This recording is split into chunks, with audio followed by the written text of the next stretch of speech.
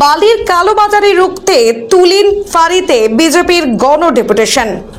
এ বিষয়ে জেলা সভাপতি শঙ্কর মাহাতো জানান, শাসক দলের মদতে রাতের অন্ধকারে অবৈধভাবে চলছে বালির কারবার, বিক্রি হচ্ছে চড়া দামে।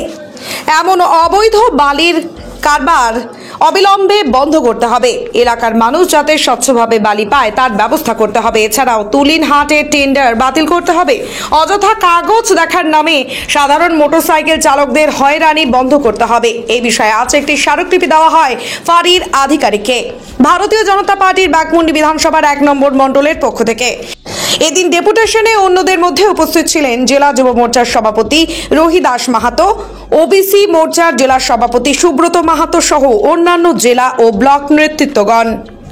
বালি আপনারা সবাই জানেন, এই এলাকার মানুষ বালি নিয়ে প্রচন্ড সমস্যায় আছে।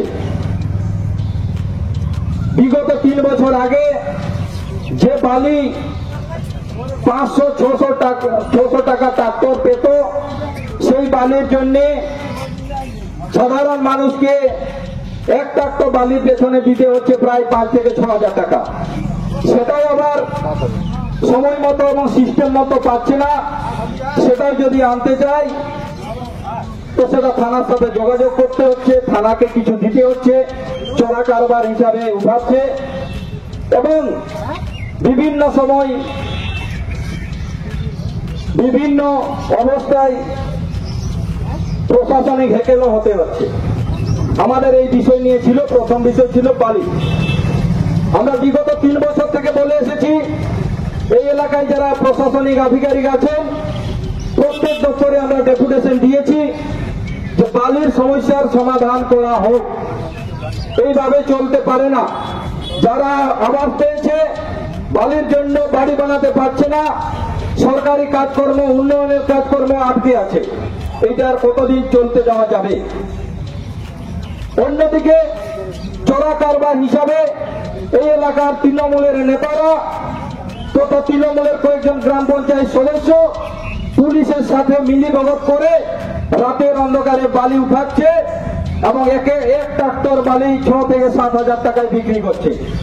আমরা বললাম এটা অবিলম্বে বন্ধ করতে হবে। আমরা বিগত 3 বছর থেকে বলে এসেছি, আপনারা এর সমাধান সূত্র বার করুন। যদি না পাচ্ছেন তাহলে আমাদের প্রস্তাব, এই বিষয়ে সর্বদলীয় বৈঠক ডাকা হোক।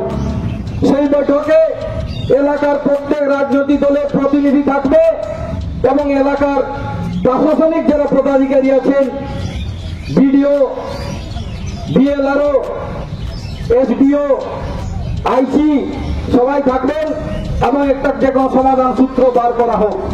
কিন্তু বন্ধুগণ, হয়তো এই প্রস্তাবটা বিজেপির হওয়ার জন্য হয়তো আজ পর্যন্ত গৃহীত হয়নি।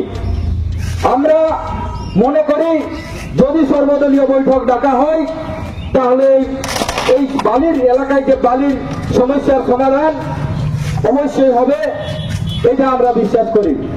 ম্যাডামের কাছে এই বিষয়টা আমরা রেখেছি। ম্যাডাম বলল যে আমি যত্ন সহকারে এই বিষয়টাকে দেখছি এবং বালির জন্য যাতে এলাকার মানুষ সমস্যার সম্মুখীন না হয় তার ব্যবস্থা আমি করছি। যারা বাইরে থেকে এসেছে